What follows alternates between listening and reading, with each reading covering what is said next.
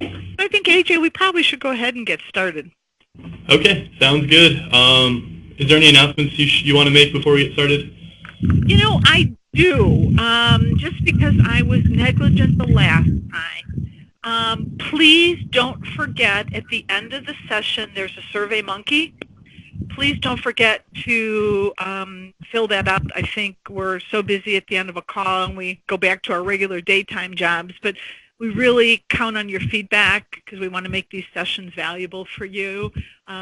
We've had some suggestions already. We've tried to incorporate and change what we're doing, and I was negligent to remind people about that last time, so please do that.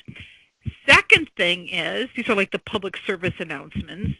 We've been in a really nice groove having these calls on Tuesdays. However, for our next call, just want to make sure people know, or to remind you, 2 weeks from now, our call is going to be on a Wednesday. That's August 10th. So it's not Tuesday the 9th, August 10th. I know there was some discussion last time about getting appointments for your Outlook calendars or whatever you use. Just a gentle reminder that next session is Wednesday, August 10th.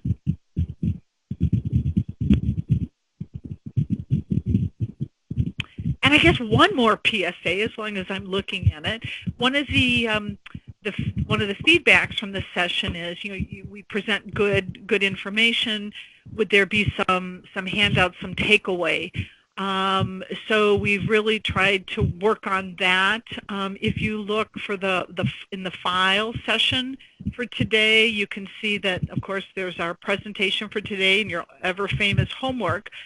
But we had presented some information last time from the Case Management Society of America, their research on staffing ratios for care coordination, and their focus was on case managers, but you can see some of the research and the rigid methodology that they used.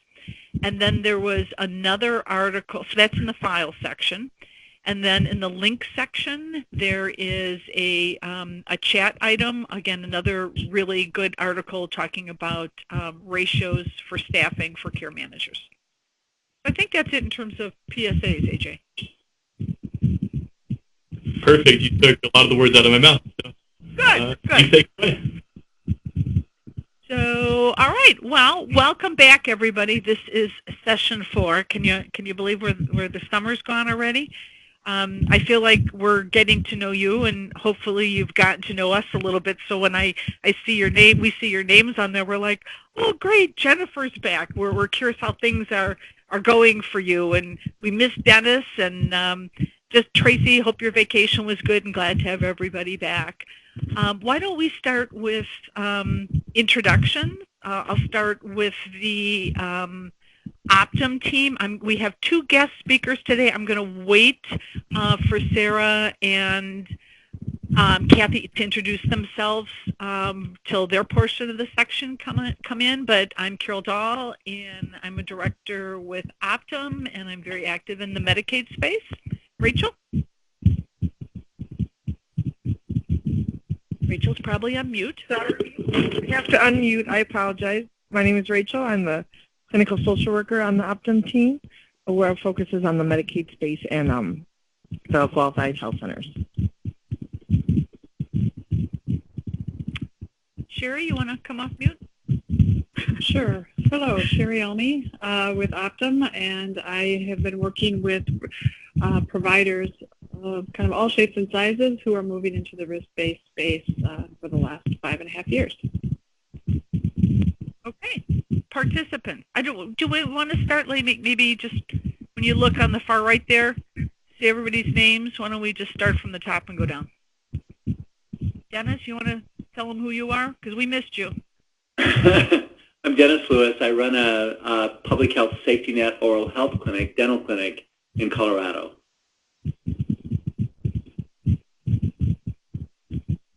Jennifer? Hi, this is Jennifer. I was playing with my computer trying to figure out how to scroll down to where everyone was. So I guess I'm next. I'm the experience director at Lakewood Health System, a critical access hospital in Staples, Minnesota. And I'm actually going to be joined today by Stephanie Dzorsky, who is our Care Coordination Director. I've been bragging about all the great material and et cetera that is on Tuesdays and really feeling like it is exactly what she is working on right now with implementation of care coordination this past April. Well, welcome, Stephanie. You've got a tough act to follow there with Jennifer. She's held up your end of the bargain on the Minnesota end. Welcome. Thank you. Okay, Renee, you're on. Tell us about Oregon. Hi, this is Renee Boca. I'm the Senior Director of Integrated Health Services for Cascade Behavior Healthcare here in the Portland metro area. And yeah, doing lots of good work around integration, collaboration, data collection, all that good stuff. Terrific. Susie. Susie Boucher. I work for AltaPoint Health Systems, which is a behavioral health organization located in South Alabama. We are currently working with a regional care organization. Medicaid will be making a switch to managed care soon. We don't exactly know when, unfortunately. We're just getting ready. All those unknowns. Yes. Okay, and Tracy? Hi, I'm Tracy, and I'm the Director of Population and Community Health Integration for Southern Illinois University School of Medicine in Springfield, Illinois. And so I do this a lot, and I run a community health worker program and integrating different practices like that into our current clinical practice. Awesome. SNAC team, you want to introduce who's on the line?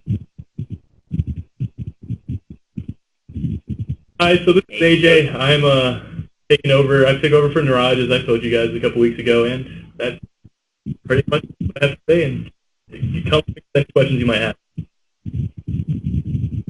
And you're signing under your own alias for this session, AJ, so progress has occurred. I know, right? Things are good right now.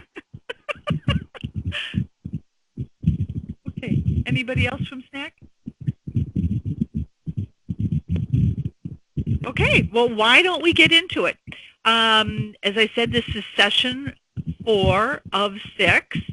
The purpose of today's call, it's sort of an exciting, very exciting topic for me. It's change. It's practice transformation. It's understanding why you need to look at your current system, your current way you practice, and what needs to be transformed. You may not think things need to be transformed, but probably some things are going to be in the change mode.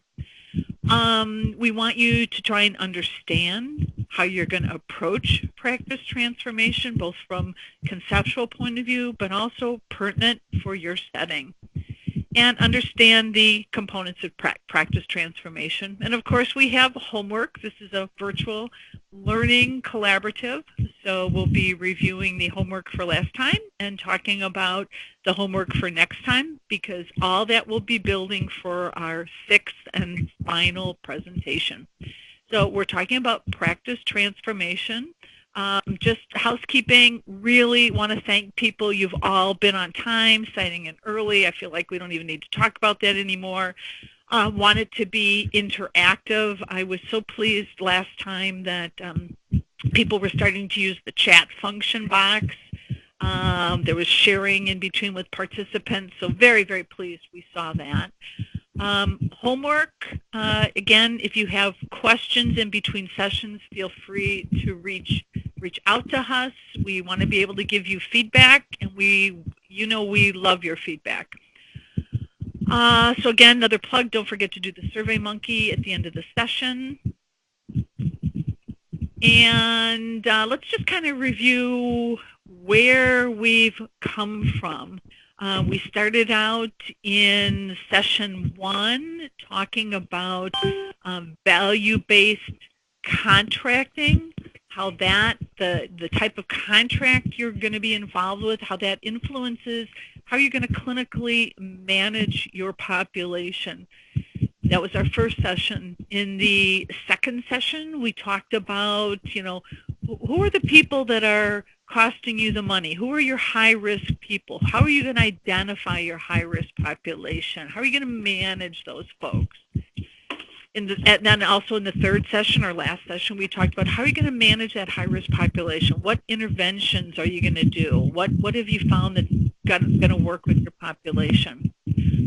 The other part, and that's what we're doing in the session today, is practice transformation. So you got a contract in hand, or you're gearing yourself up for that contract. You're going at risk. You know who your high-cost people are. You've identified who you're going to target. You've identified that you're going to do all these assessments, and you're going to outreach, and you're going to follow up, and you're going to link with communities, whatever you're going to do. But how are you going to get that done? Do you have people to get it done? Do you have resources? What do you need to change about your current practice to make that happen? How are you going to prepare your people to make change? You know, what do they say? Nobody likes change but a wet baby. You may be excited about this upcoming change in a value-based contract, but how are you going to get people to come on board with you and engage in that practice transformation? The technology, that's going to be our next session. Session 5, how does technology help to support your program rather than your technology driving your program, and what are some of the technology trends that are going to impact you? And then the last session, developing roadmaps. What are you going to need to do to implement your program for your organization? So that's kind of like to help you, we have time in between these sessions, but to help you remember with value-based contracting where we've been and where we're going. So, homework. I have to say I didn't get any questions this last time on homework, so hopefully it was very clear. But we talked about in our last session, how are you going to build that program? What are you going to do differently? How are you going to manage that high-risk population? So I think we're just going to take maybe 2 people in the interest of time. What we asked you to do for homework is to talk about what cohort did you select, and we reviewed that pretty much last time, but just refresh us. What cohort did you select? And based on that high-risk cohort you selected, what 5 interventions did you determine that you wanted to implement, and tell us why? And I think 10 is going to be a lot of steps to review today, so maybe three steps you're going to need using the framework we shared. What's got to change with the people, what's got to change with the process, and what's got to change with the technology. So I'm looking for 2 volunteers to maybe walk through what you thought about and what you're thinking about doing with your high-risk population.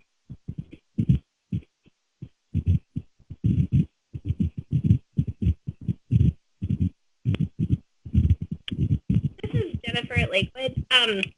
Actually, you probably would give me about a D or an F on my assignment, but we looked at our data that we have. We identified last week that we actually have lots of data, and it's kind of trying to identify which data source we go to and then being consistent in that.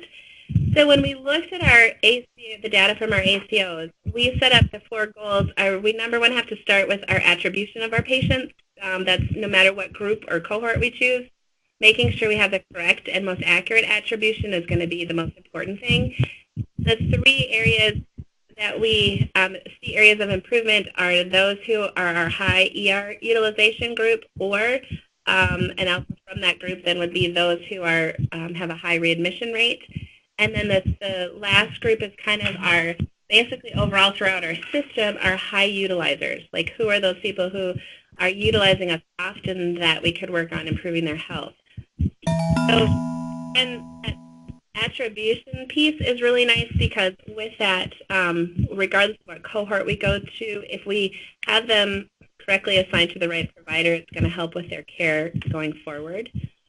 And then in reality, so when you start looking at what interventions you select and implement, the huge thing in reality, like on paper it would be one way, but in reality for us, the hardest part is utilizing the staff that we have. And, to me, it's hard as a critical access hospital to justify adding extra people to kind of help us manage these cohorts.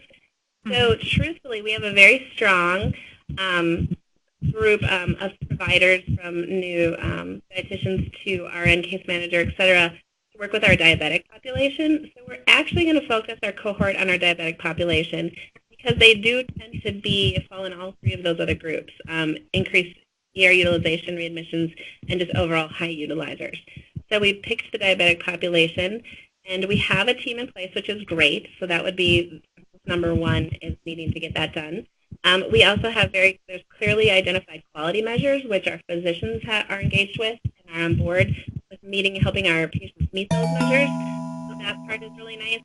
And then we're also working to engage the patients in the process so that it's something that they look forward to, that they find the benefit in right away, and that they become active participants in their healthcare. And that's as far as it got. Well, I don't think that's worthy of a D. I think you've done a little bit better than that, Jennifer. I like what you said. I mean, you did the homework. You looked at the high ER, the readmits, the utilizers. It sounds like you've got a strong diabetic team in place. You've got quality measures. I think you did an awesome job. I'd like to highlight one of the things, though, that I heard you say very early on that I can't stress is important enough. What data are you going to use? And I'm trying to remember our last call. I think I may be mixing up, but I think you had a lot of data available to you, and poor Susie didn't have a lot of data. I may be mixing you guys up. So for you to say, talking about the data and using consistent data, because we all know, data is only as good as, you've got the same data definitions in the same period of time. That's very critical. So I don't know what other people think. I think Jennifer's group certainly did better than a D work.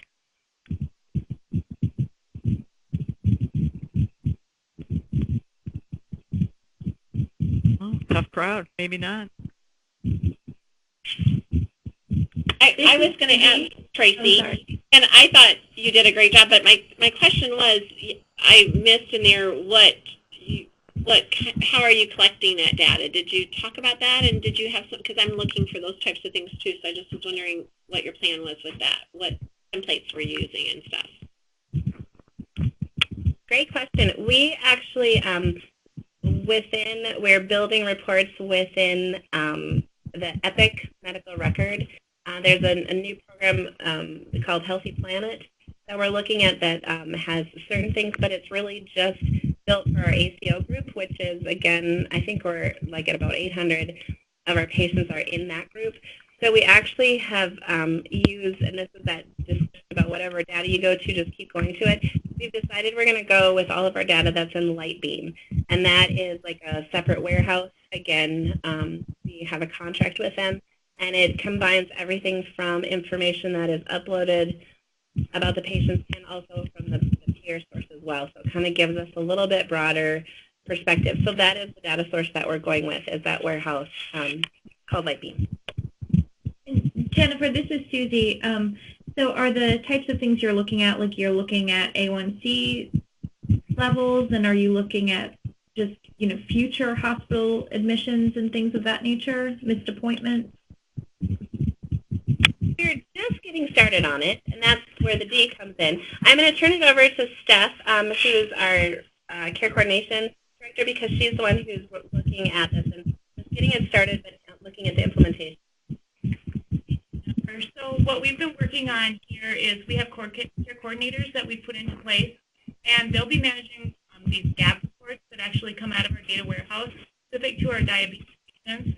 So we'll be able to see if their A1Cs are greater than the 8 that they're supposed to be, or if it's been greater than 3 months, 6 months, they've been in to have those values checked, and then we'll be contacting these patients to bring them back into the clinic. And we recently, through our diabetes ed team, created a policy that standardizes practice with how we care for our diabetes.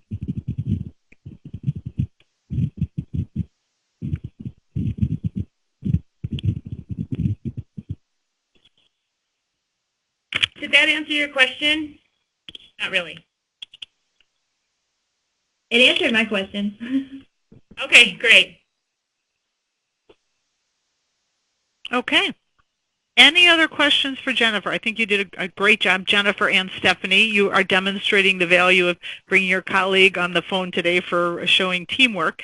Any other questions for this group on what they did? They shared who their cohort was. They talked about focusing in on the high utilization rate, focusing on diabetics, getting patients engaged, finding benefits. Good job. Next week we're going to understand how you're going to get that work done and transform. But any other questions for Jennifer before we move on to somebody else?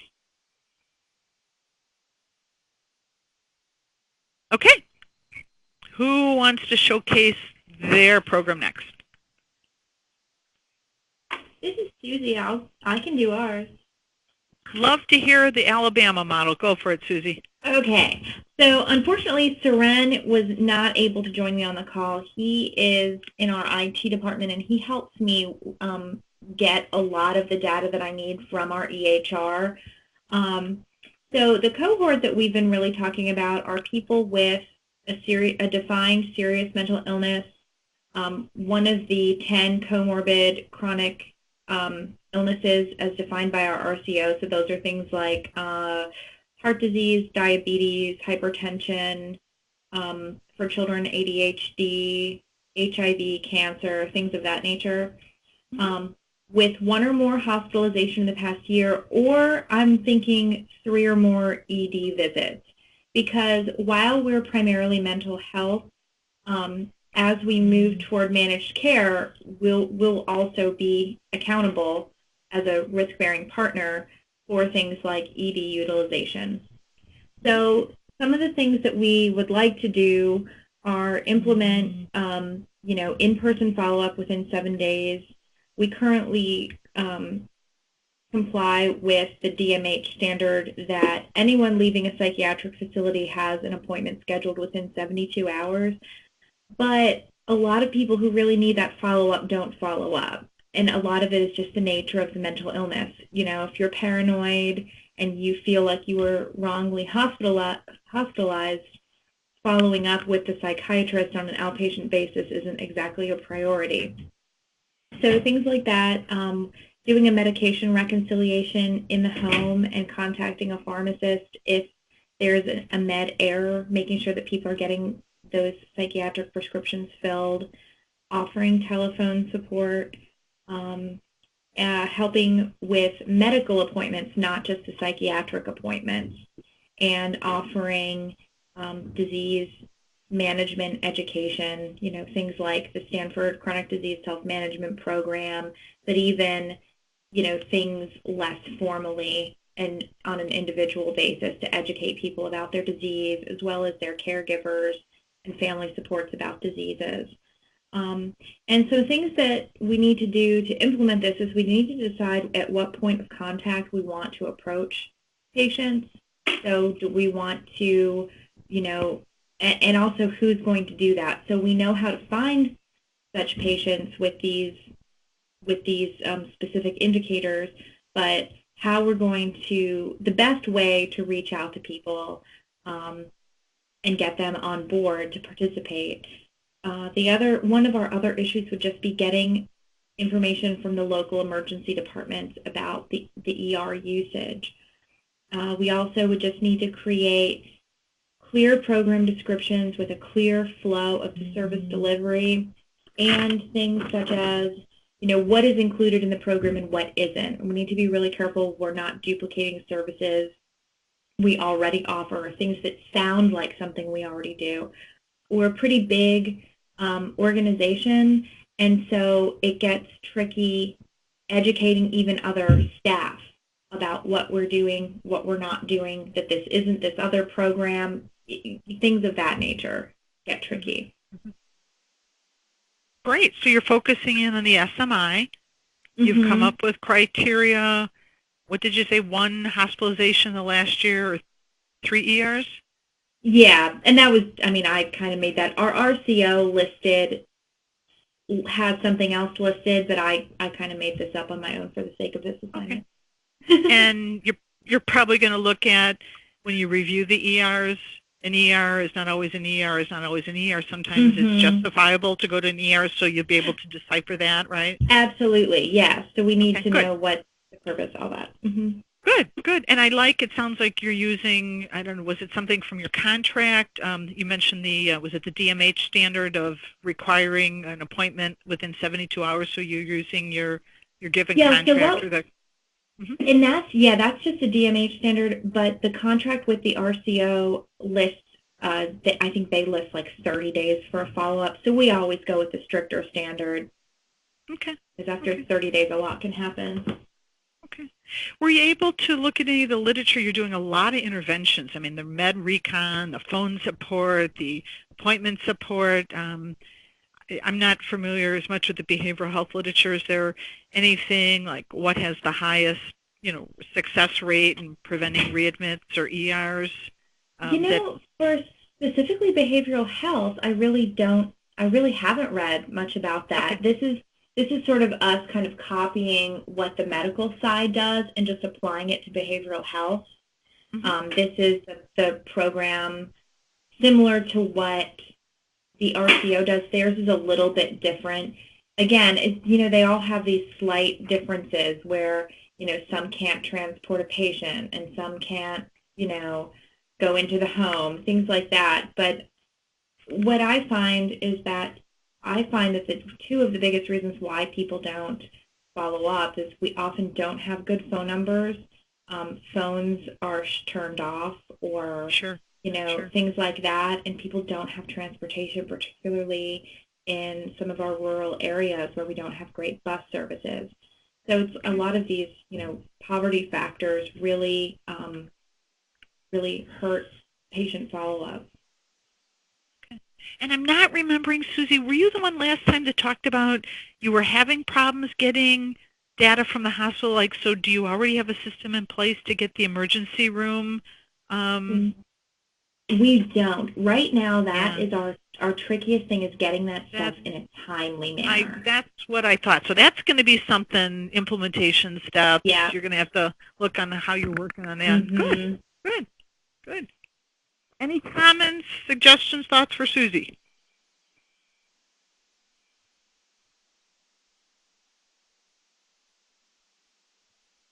Okay, well, thanks, Susie, and please send our thanks to Saren as well. I know you've got a partner there with him and using the data that you do have. So appreciate you guys doing the homework and taking it to heart. We just want to make sure you try and incorporate some of the concepts that we've given you. All right, so let's move along. You've seen this slide before. It's, for building your program, and we've talked about in previous sessions what's the goal for your program. The cohorts and our two colleagues today did a really nice job explaining their behavioral health or their diabetic programs. You've just demonstrated for us looking at some of the interventions. Now we're going to talk about, like where the Hardy star is, we're going to talk about how do you go ahead and how do you implement those things? How do you try those things out? How are you going to transform your practice to make sure for that population, what you're doing, are you making a difference? Quick review of the model. Optum feels very, very strongly. We've reviewed this before, but we really think for clinical management, we've got 4 components. Population health, again, what's the infrastructure for that? It's one patient at a time that you make a difference, but it's the population as a whole across the continuum. Your program governance, if you don't have strong leadership that's understanding the vision, where you want to go and the outcomes to help guide you in that journey. Element 3, performance improvement and the clinical transformation, having a methodology to be able to measure your current state, your change over time, and how are you changing the practice to improve your health of your population. And again, element 4, care management across the care settings. We've reviewed this before, but in terms of the elements, what we're focusing on today, again, the Hardy star, is the practice transformation. Just like we've demonstrated by our examples today, you've studied that contract. Either you have a contract now or one is coming. You've identified that, Jennifer's going to work with her diabetics first. Susie's going to work on the behavioral health. And by the way, Susie, nice job starting the integration with behavioral health and medical. But what are the interventions? And then how are you going to get that done? Oh my gosh, Susie's going to be doing med recon and phone support and appointment support and inpatient follow-up. How in the heck are you going to get all that new work done, Susie? So we're going to talk a little bit about that. So what exactly is practice transformation? What are we trying to do?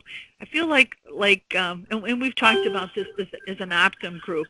There are a lot of buzzwords out there nowadays, integration and transformation and care plans. But what are we really trying to do with practice transformation? Well, we want to make sure that our governance at our organization, that the structure supports the model change. Is there buy-in? Is there leadership at the top that is there for the long haul? Because there's going to be some wonderful, wonderful things, and then there's going to be some rocky situations.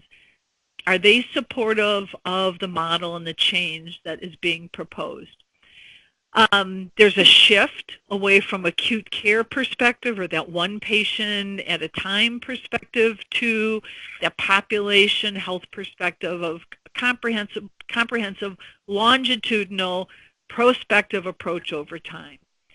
Practice transformation also means, given that your processes that you have in place at your organization or new ones, that you standardize them so they're repeatable, predictable, and it's based on the needs of your population.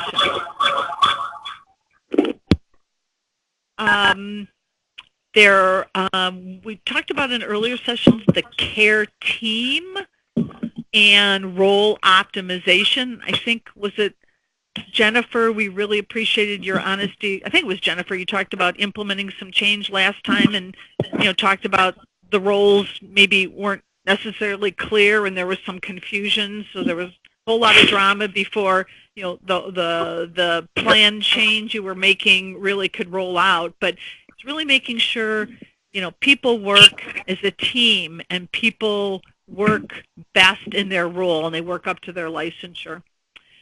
Enhanced access, at the triple aim, we want to make sure that people get in for care, so that's going to maybe make weekend hours or earlier hours. You got to find capacity for that. Group visits, telehealth, retail health, whatever, but you got to get that enhanced access. Use of data. And I think, Jennifer, you brought that into play in your example this morning. What data is available? Is it consistent? Are you using it? Are you sharing that data? Very, very important. And we've talked about following the money in other sessions. When I worked at a Catholic hospital, I learned the best saying, no margin, no mission. So we have all these good intentions, but if we can't cover our costs, we're kind of in trouble. So the goal is, at least to cover our costs, not lose money, and hopefully make some sort of a profit, have a little bit of money afterwards, or a lot of money, it would be great, to improve your future program and services. So that's kind of what we're looking at in terms of practice transformation. So what are some of the components of practice transformation? Well, we're going to go through these. How are you going to identify processes? What do you need to get rid of? You've done it forever. Nobody knows why you're doing it. It's just that old horse that won't go away. What are the things that you're doing that require change or you need some new ones? Identifying priorities. How do you figure out what your priorities are? Everybody's got their own priority. How do you come up with consensus? Making room for new work. There's a lot of new things you're going to want to do with that diabetic team and getting them engaged, and you've got a willing team, but there's probably new things you're going to be doing, and the old work doesn't always go away. Maybe there are some things that can go away, but how are you going to get it all done? And some of the ways you can do that is by increasing efficiency.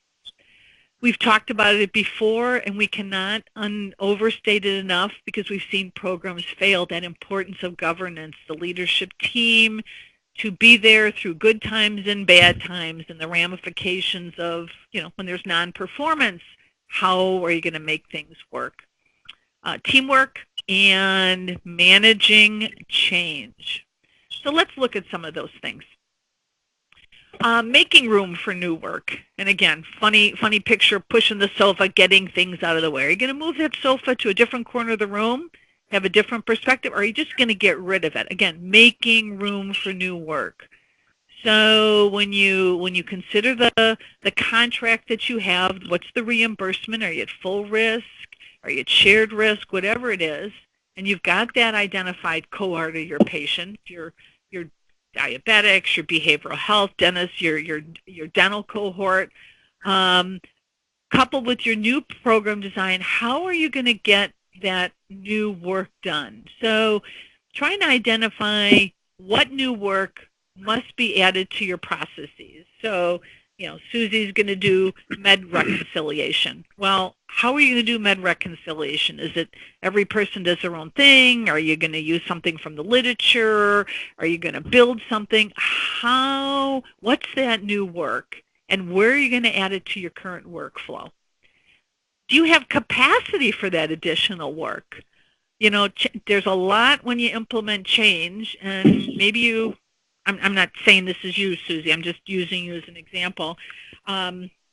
Maybe you've got 6 different interventions you're going to try, and it's a lot, so maybe you want to do one intervention at a time to make sure it's manageable, to make sure you measure the impact to see if it really works. So do you have the capacity for it? And what's looking at what's not needed? I think about, in a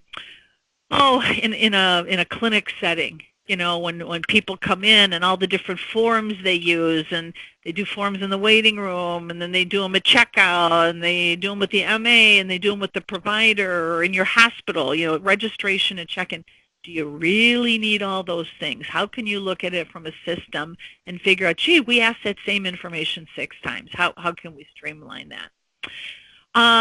Or what current operations can be re-engineered to save time. I had a clinic with 4 different providers, and they each had their own MA, their medical assistant, and they all liked their own little thing. Well, that made it really tough if an MA was sick or a provider was sick, that the MA didn't know how to work with my pediatrician. Really look to try and standardize the processes. It helps with your workload and capacity. Identifying processes that can be eliminated or made more efficient. Where do you start? You may be in a system that you're like, oh my God, everything needs to change, everything needs to work. Or you're like, well, we're humming along. What do we really need to look at? Well, really good place to look at is your customer satisfaction. Do you have a formal satisfaction tool? Do you ask patients when they leave after their visit what their experience has been? What are they? I mean, I hate to be negative, but what are they complaining about? If you have an online portal, information from there. Also looking at what is the biggest impact that if you were going to change the system, what would have your biggest bang for your buck? And along with that, what could you do quickly? We're not in for short-term games, but they always talk about that low-hanging fruit. You got so many things you want to change. What's going to be easy to do? That would be quick. Everybody's going to be so relieved if you get it done. Are you still checking eligibility when people come from their appointments at the front desk and then somebody's mad that they don't have eligibility? Can you re-engineer that on the back end before they come in? And everybody's a winner on that one. Using your QI tools to decide for priority. Everybody's kind of got their own bias, but trying to prioritize, do rank voting, do your process flow. What's the best process to start in? And again, determine the process of care that affects your population. And again, when you redefine that process, it should be consistent, predictable, and able to be replicated. Can't say enough about teamwork. Who constitutes your team? We tend to think provider, your diabetic team, your mental health specialist. I worked at a FQHC, and parking was a nightmare. Parking was a nightmare. and they ended up hiring like this parking attendant to guide people to parking spots. You talk about a satisfier. And we always kidded, like we never thought of him, Jose, being part of the care team, but he was such a satisfier of the team, and he would let us know if somebody was happy or had problems walking into the clinic. Who constitutes your team? Sort of an off-the-wall way of thinking of it, but who really knows your member in the team? What kind of staff do you currently have? What do they currently do? What needs to be done that is not being done before? Someone talked before on the last call about how they were using RNs to, make preventative outreach calls. I'm an RN, so I'm going to be biased. I think that's great, but it's kind of an expensive use of resources that when you're just calling out, making reminders, again, it's your model. It's who you have that's available. You might want to look at alternate care staff. Again, looking at licensure. I've been in settings, my experience most recently is in ambulatory, but you have RNs in clinics and they're doing rooming, and it's important to get a good history and a blood pressure, but maybe their talents would be better spent educating, care coordinating. Again, looking at what's maximizing people's licensure and using their capabilities. What's the availability of personnel in your area? You may have a good supply of LPNs and you don't have enough RNs, or you don't have a skilled population, but people from the neighborhood who are in need of jobs, who understand the community and resources, might be a really good opportunity to look at, alternate staffing models like community health workers. Really important, though, when you roll out your program, your intervention, who's doing what, making sure that the roles are clear and understood, and when there's overlap, sometimes I've been in models where I'm a nurse and I work with a social worker, and sometimes the social worker's bringing up medical stuff and I, the nurse, are bringing up social issues. That interdependence is a beautiful thing, but make sure you're not, people are sometimes sensitive about roles, and that interplay is important. I never want to underestimate the importance of physicians in your model. They're very critical to your success. I always stress teams, but make sure you reach out to physicians so they understand.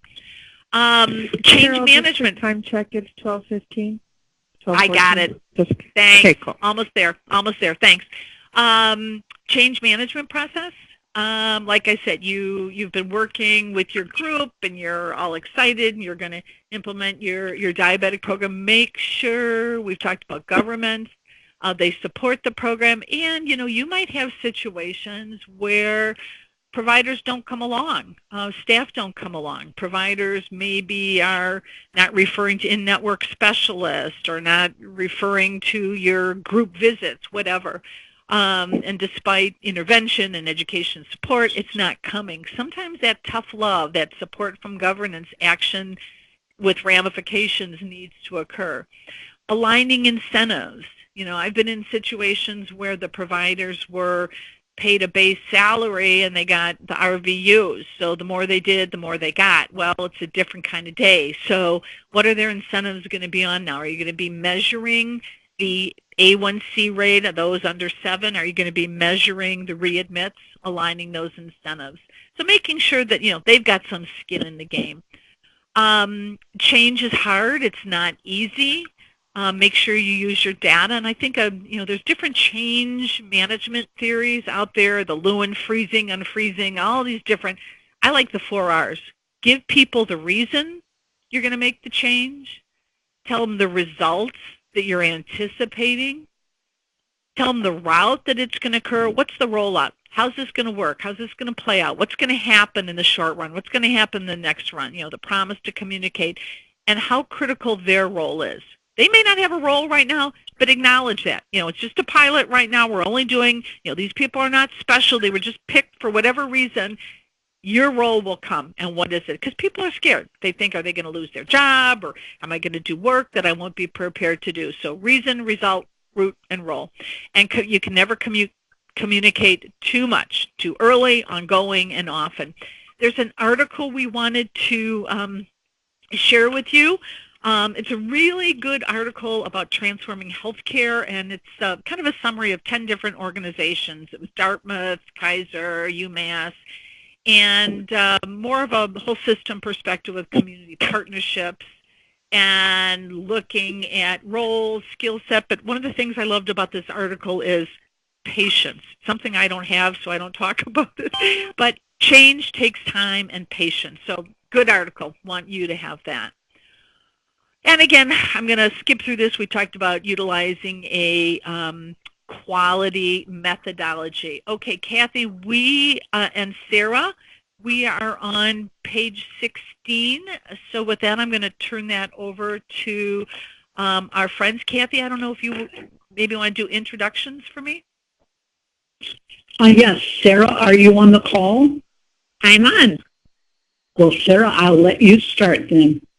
Okay. Well, I'm great to be on with you all. I'm Sarah Dixon, and I work for the Iowa Primary Care Association, and I'm a senior director there, and I've been there since 2007. And then Kathy Whiskerhoff, my colleague, is going to really take the bulk of, I think, the case study, but she just asked that I provide a little bit of historical context for kind of why we are where we are in Iowa, and kind of the context for the effort we have underway around hypertension and some other performance improvement initiatives. So I think what's on your screen is the map of all the federally qualified health centers in the state of Iowa, and Kathy will be showing you a number of other slides. But really, the Iowa Primary Care Association, we historically had the health centers would participate in the health disparities collaboratives that were convened by HRSA, and really got a lot of benefit around that shared learning.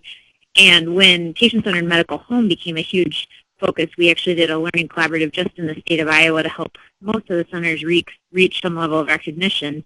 And then when that work really concluded, we moved to a broader performance improvement learning collaborative that really aligns nicely with our accountable care organization structure. And so we have most of the health centers in Iowa that are participating in that. And I think for us, it was really a shift from voluntary participation in PI and quality improvement initiatives that we tried to convene and host through the PCA, really to a much more structured PI learning collaborative that really became the bread and butter of the PI and QI work that we were doing. And we have participation standards, so a lot more teeth in the performance of the health centers around certain clinical and operational and financial areas than we've had previously. So it was a significant shift for us to have the structure of the accountable care organization,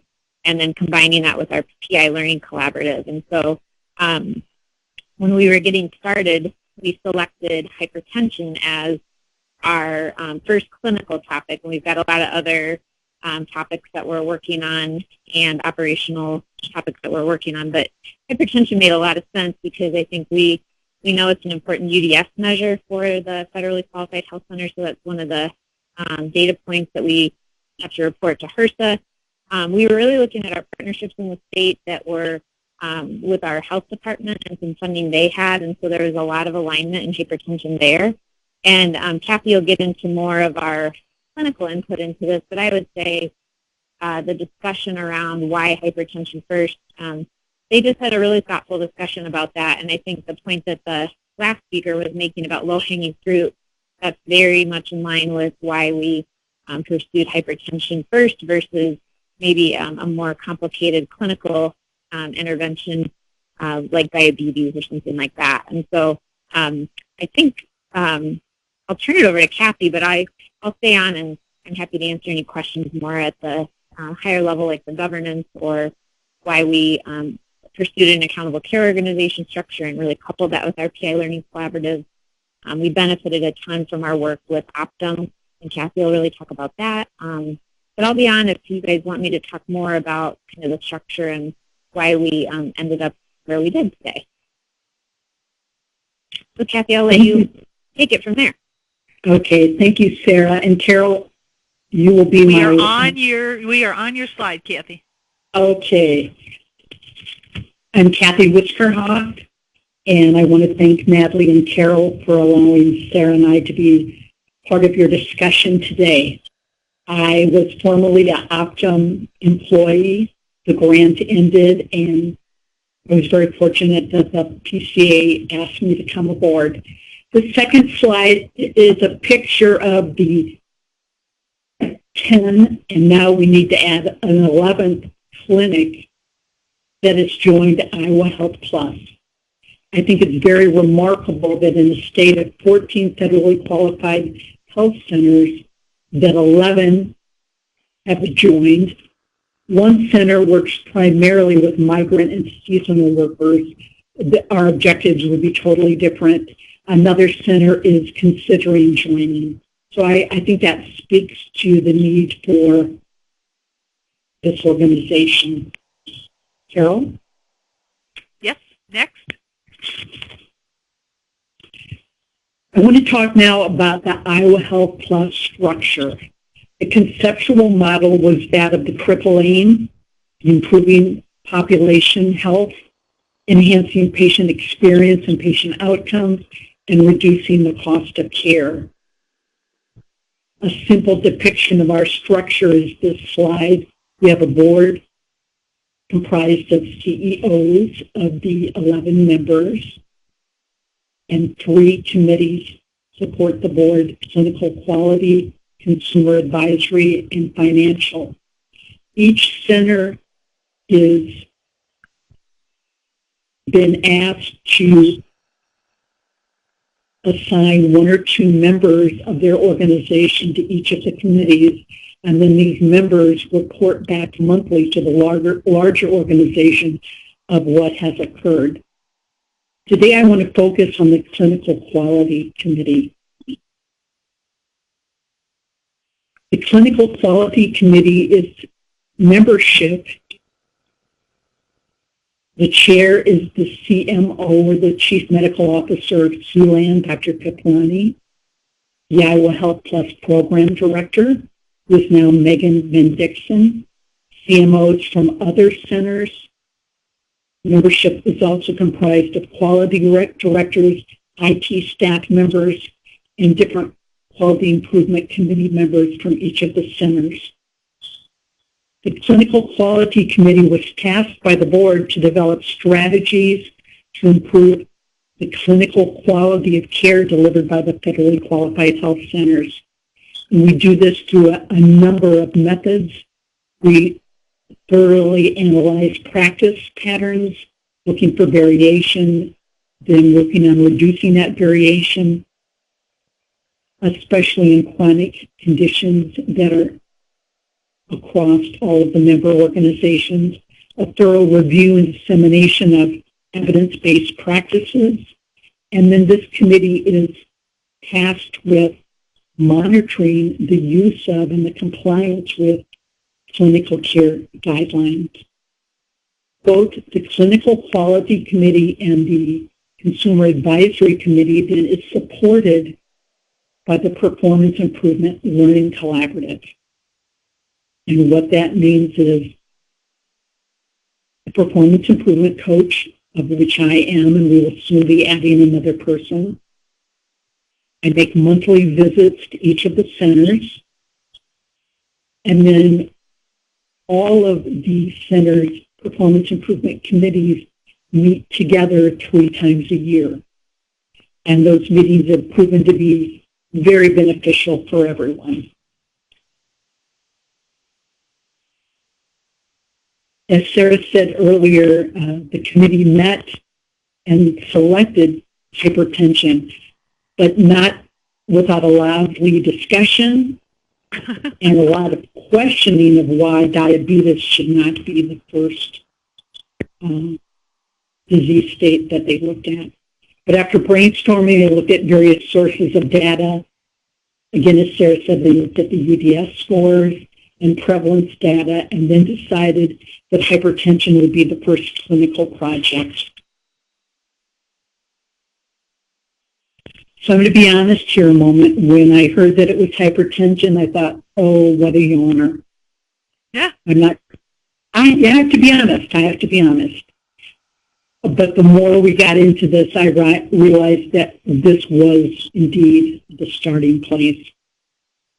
All the committee members worked together to develop a blood pressure competency toolkit, with one of the members agreeing to be the editor.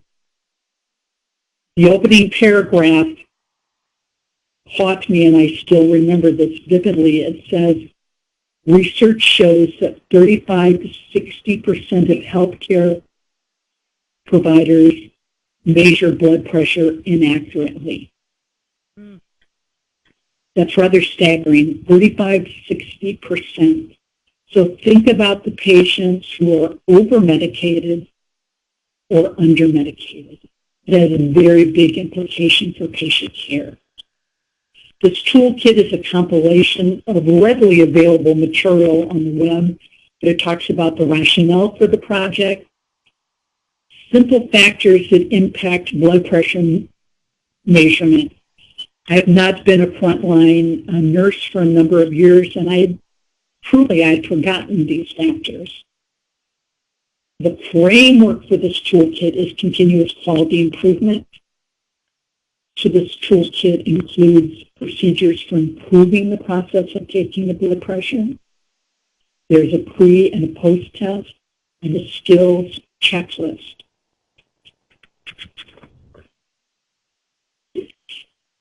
It was interesting the way that the sites decided to work through this competency toolkit. And are you on the next slide, on slide 22? I am now. Okay.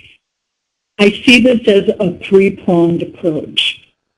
Dr. Kaplani works with the providers, the performance improvement coach, and the performance improvement learning collaborative works with nursing staff and lab staff that take blood pressures.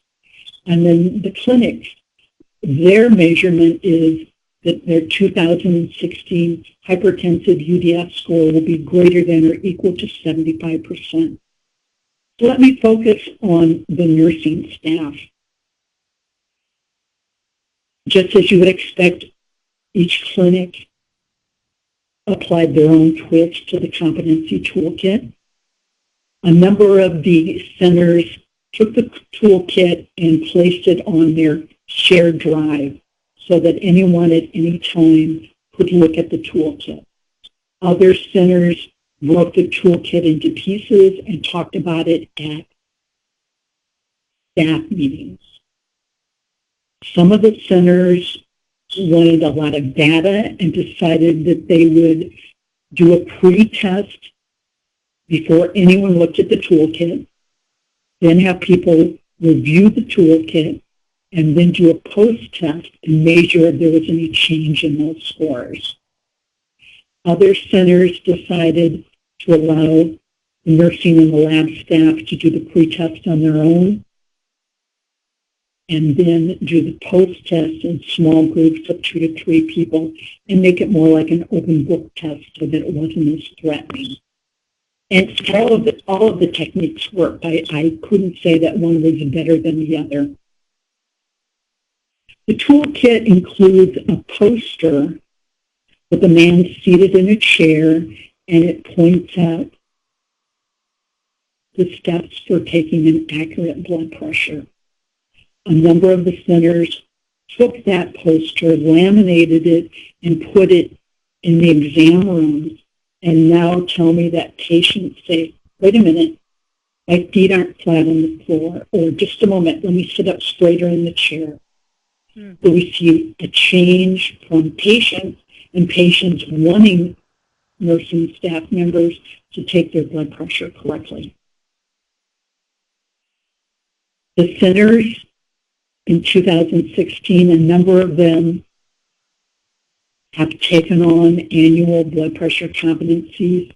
Others have me coming on site to complete that. But by 2017, every center will have trained a trainer so that they can continue the annual competency of blood pressure. They've included this in their annual evaluations of employees. So they are really making this sustainable within their practice. Are there any questions about what happened with nursing staff? So then we'll move on to the next slide, and that's Dr. Piplani. Dr. Piplani lives in the west side of the state in Siouxland, and he has traveled at the end of next month. He will have traveled to all 11 of the centers, meeting with providers at each clinic, discussing the JNC 8 guidelines for hypertension management, giving coding tips, and recommendations for recall intervals for patients not at goal. He has been well received. Providers have liked this one-on-one meeting with him and the opportunity to talk about their patients who have hypertension that is difficult to control. It's interesting that 2 centers have decided that they are going to have their pharmacists be part of peer review and are measuring providers' compliance with the JNC 8 guidelines, and that review then will be on their clinic scoreboard as well as part of the providers' performance improvements. So again, I'm being honest. At first, I wondered what in the world the committee selected, but now I am a strong advocate and see that we truly have transformed care in Iowa. And I'd like to just briefly review the steps. The Clinical Quality Committee met and developed a charter. They created a project plan and action steps. They developed an evidence-based competency toolkit. And consensus among committee members was gained on training materials. The clinic's portion of this project is, by 2016, their UDS scores will be equal to or greater than 75% control. The frontline work was divided. Providers, Dr. Piplani took that side of the equation. I should step back. Before we actually did the process or the competency, we did process mapping of blood pressure processes within each clinic. And as you can well imagine, there was a wide variation within clinics and across the different centers. And so we've streamlined the process of taking blood pressure and then doing competency with the nursing staff. All of this work has been discussed and supported during our 3-time-a-year collaborative in-person meeting.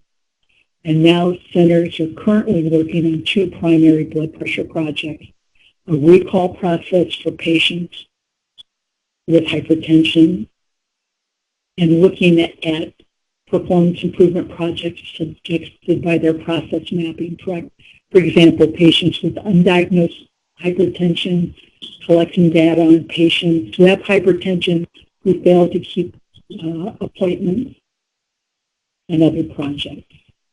So it's been a very exciting time in Iowa, and I'm very proud of the work that we've done. Are there any questions? And Kathy, while people are thinking of questions, this is Sarah again, and I would just add to what Kathy said. She did a great job of really providing a thorough overview, I think, of the work. But our health center CEOs that are part of Iowa Health Plus were kept apprised of the progress, and I think the structure of the work really helped them to see the value in performance improvement and making, allowing staff time to really work on the projects. I think having a first, significant win was really good for the health centers, and then getting leadership on board. And then having Dr. Piplani, talk provider to provider was really, I think, important, and I would just underscore that. And then lastly, I think the flexibility that there's a lot of discussion about how far we go with standardization, and we're continuing to have those conversations with other areas that we're working on. But I think where we landed was very, people were very amenable to where we landed in terms of standardization and the goal setting. And I think that was a really important aspect of the PI work that maybe the group would benefit from just thinking about as well. And then lastly, when we looked at 2015 data, some of the health centers had actually, we didn't necessarily see improvements in the data. I think we're hoping to in 2016, but what it really showed our team, and I think the health centers, is that when you take on projects like this, you end up finding patients that have not been, their blood pressure hasn't been taken appropriately, and so we needed to really focus on the fact that this work over time it will result in improvements, but in that first year you might actually have a decrease in your data because you're properly identifying patients' blood pressure. And so that was just one other thing I would mention too. But questions would be very welcome, and thanks again for letting us be on. Well, thank you, Sarah and Kathy. With that, I think your example has clearly helped the group to see the importance of governance and leadership, the buy-in of all your sites, and the importance of communication, using evidence-based guidelines. You use the JNC, the clinical collaboration with your CMO. Just a little plug, I happened to be on a site visit with Kathy, and it was amazing to see the dialogue between your CMO and your providers and the clinical debate. It was truly peer review, and not your opinion, my opinion, but what's right for the patient. I also got a kick out of, I think your goal was 75%. It always amazes me, physicians are very competitive, and I think he had shared at the meeting the local health system or something had put an 80% rate, and they were going to at least try and get your 75% or more. I guess I have a question. The beauty of low-hanging fruit, so it was a problem and you took care of it, and you focused on the blood pressure, but it still seems like some people were interested in diabetes or something else. How did you finally resolve that and pick the hypertension with no regrets, no people with other agendas? How did that finally work out? Sure, I'll let you answer that. Yeah, absolutely. I think where we landed is just saying, let's start with something where we get momentum around really the concepts of PI, and not having this be a project, a series of separate projects within the health center. Let's think of it as of how we're restructuring our clinics to incorporate PI over time. And I think with that in mind, we came up with a planning calendar that goes out about 2 years, and we have diabetes in that planning calendar. And so I think after talking through the level of complexity that a topic like diabetes can really bring forth, I think that's where people finally got comfortable with focusing on hypertension. So our CMO was key to that. I think he stayed consistent with his talking points around really seeing an easy win and thinking of this as just a starting point, and then got the buy-in of the committee members to just say, we do need to start with this, and then, we see that diabetes is on our list for the future. So I think it was pretty, as simple as that, but it took a couple meetings, I think, to really get people on board. So I think not rushing that process was really important to get the buy-in we needed. Great. Other questions? I'll ask one. So this is Sherry Elmy from Optum. I'm assuming that, because you're dealing with a lot of people, that there were some folks who probably were reluctant to move forward. How did you manage that, and what kind of role did the leadership play in working those kinds of things through the process? That's a really good question. I think when Kathy went through kind of the approach where we set targets and performance at the governance level of Iowa Health Plus. We deployed Dr. Piplani to meet with the providers on site. We deployed Kathy to work with the nursing staff, and then our committees were monthly, getting updates and really talking through how the hypertension work was going, and then that was reinforced in our in-person meetings. I think it was just a combination of all those things that helped us to, look at individuals who are maybe not convinced that this is the way to go or that they want it to change. But I think when you see that a provider will come on site, that a nurse will come on site and train you, and that patients start to really notice what the centers put in the room and started asking about it. I mean, I think anyone that was a naysayer, I think really ended up turning pretty positive. I was really impressed with how positive the feedback was to the work, and I think it underscored the importance of the nursing staff and that role with the providers. So I think they got some recognition there.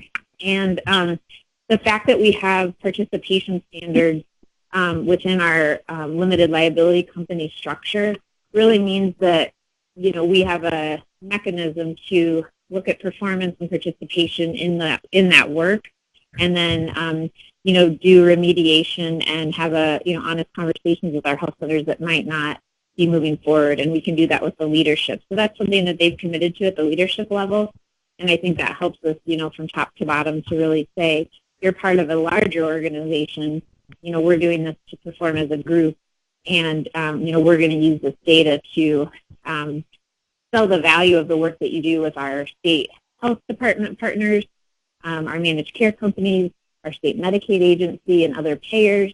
And this goes a long way in demonstrating your commitment to PI. So I think we just had to attack it from a lot of different angles, and that's what resulted in the buy-in.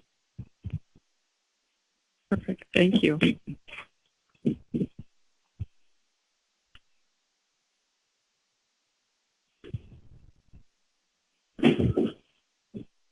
Would you do anything different if you were to start over?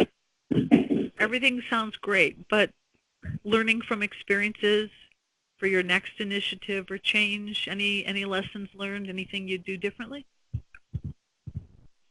I'll let Kathy, this is Sarah, but I'll let Kathy respond to that maybe from her more on-the-ground view of it.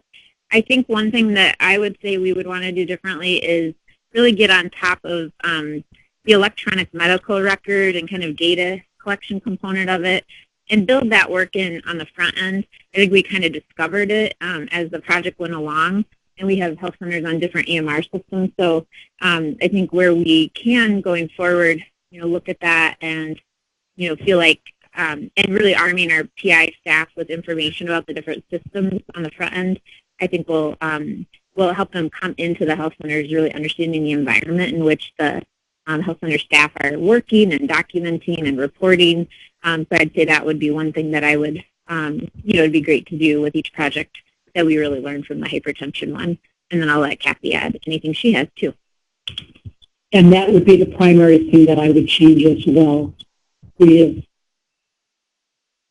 undertaken all of this work. The staff has really bought in and participated. But it's a long time to wait for the 2016 UDS scores to come out. We need some other way to measure this, to have goals along the way. But that would be the primary thing I would change.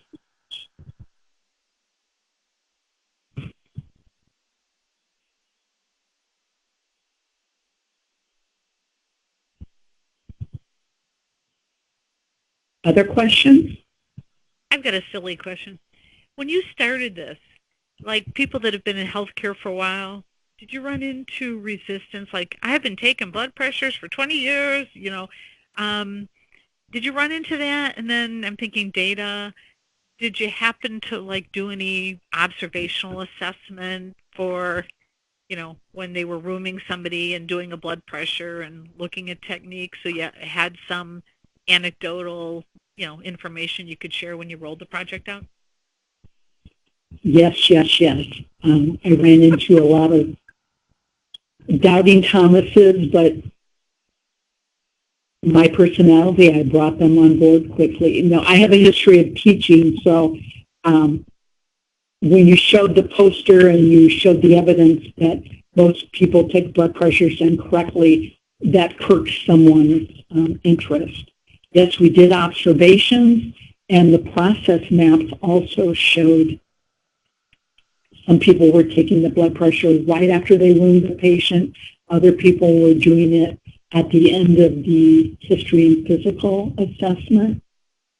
And so just talking about the variation and how that could result in different blood pressure readings quickly caught people's interest.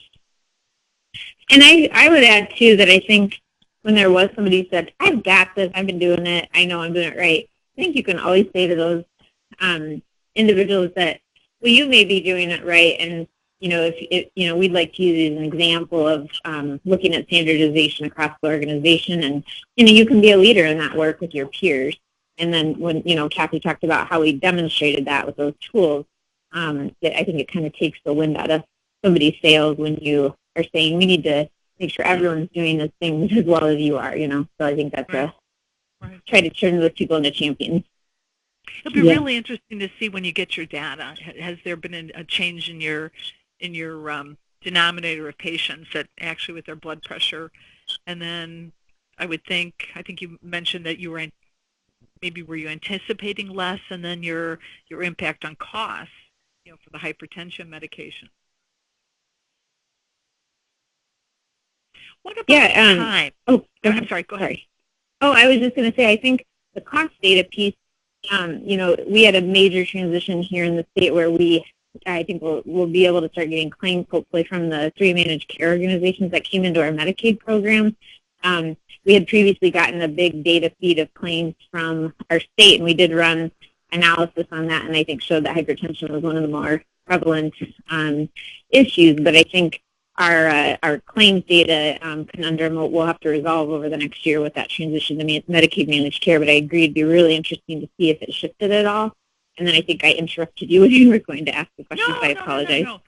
I just think this is a very interesting topic because, as Kathy says, it's blood pressure measurement, easy, low-hanging fruit. But when you look at the implications to technique and health outcomes and people you've been treated, maybe that no longer need treatment. Just to plug also for you guys, Sarah and Kathy, you're amazing. Like I said, I had the opportunity to be out there with them and see this in practice. It was awe-inspiring, and there's no rest for this team. They're kicking it up a notch, and they're looking at having patients do their own blood pressures and validating tools in the free market, which tool is affordable and valid, and they're taking it forward and doing drop-in visits, for blood pressure check. Just really amazing work. But I'm curious, when you do the blood pressures and you do it this way, are you finding that it takes more time to get the patient in the room, make sure they're settled and calm, and you don't throw the cuff over the sweater? You make sure that the arm is clear, and is it taking you more work? And if it is, how did you make room for that extra time that was entailed? It always takes more time to do something right, though we're just talking seconds. Okay. And nursing staff members want to provide the best care to their patients. And so learning that, leaving a sweater on, or doing this too early in the rooming process, that may falsely elevate the blood pressure. That's not something they want. They want to provide the best data to their provider to make clinical decisions. Good. All right. Well, Sarah and Kathy, our hats off to you for your innovation in practice, your transforming. I don't want to close this session. I want to give everybody a chance to make any comments or questions. I think they're speechless. Such an easy thing, and how you found issues and you resolved it. Anybody? Any thoughts?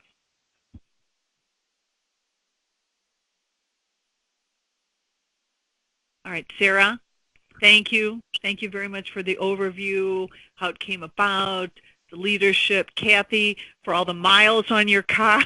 Your patience and dealing with the doubting Thomases. It takes that care team to make things happen, and the support you all showed in the leadership. Great job. Thank you very much for sharing your experience with the collaborative today. Thanks for having us. Thank you very much. Thanks for having us. Thank you. All right, so lessons learned. Practice transformation is not easy work, but y'all know that. leadership, vision, and support. I mean, look at our speakers today. Kathy being the clinician with her medical director, and Sarah, it's the leadership, but it's the governance and the vision, the teamwork, respect for all, everyone has a role. Communication, it's better to over-communicate. You know, and I think the example they shared, the medical director going out on site and meeting face-to-face and working with the providers. Anticipating and addressing fear, you know, you're not incompetent, we're not questioning if you can do a blood pressure, but we want to make sure that we're treating the patients who do in fact have a disease, a diagnosis of hypertension. No, we're re-engineering, and the RN is no longer going to be rooming patients or in the admitting department. Doesn't mean you're going to lose your job. It's looking at the system of care.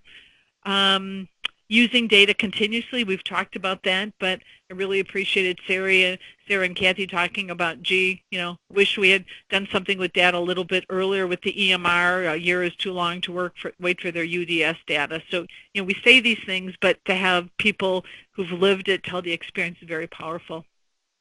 You know, start small. You never can say that enough. You want wins. You don't want to have something fail on you. And, you know, judge your organization. Is it better to go slow or better to go fast? Okay.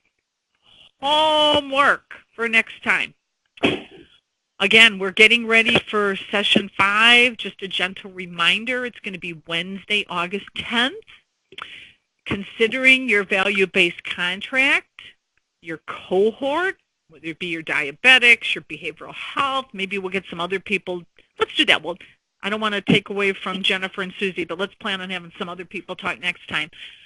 So plan on it, guys. But who's your cohort? What were the interventions you talked about? What are the workflows that either you're going to need to add, you're going to need to change it or re-engineer it, or you're going to get rid of it? So I forgot to put the ground rules on here. You know, don't spend more than an hour on it. If you get stuck, you email me, okay? Any questions? Does that make sense? Yep. Sounds good. Okay. Kind of fits in the model. All right. And to let you know what's coming, so that's for session 5. We've been building here just to be thinking about for session 6. I'm giving you the secret sauce now. For session 6, what we're going to have you guys do is for each of your organization, and we'll give you more information next time, but kind of do a presentation on a couple, I don't know, we'll give you, I don't know, 4 PowerPoint slides. We'll define it for you, but you'll be talking about like what you've done for every session. What's your contract? What's the value, the risk? Who's your cohort? What are your interventions? How are you going to change your practice? How are you going to get it done? So this is getting you ready for that, okay? So if you have any questions, you reach out to me. Don't forget SurveyMonkey. Look in the chat box. There's a couple resources from last week, and for this week, that's based on your suggestions. So please give us your feedback. We count on it. We energize on it. We need it. It's a learning collaborative for all. Okay, we've given you back 5 more minutes. Stay cool. Reach out if you need us, and we'll talk to everybody in August.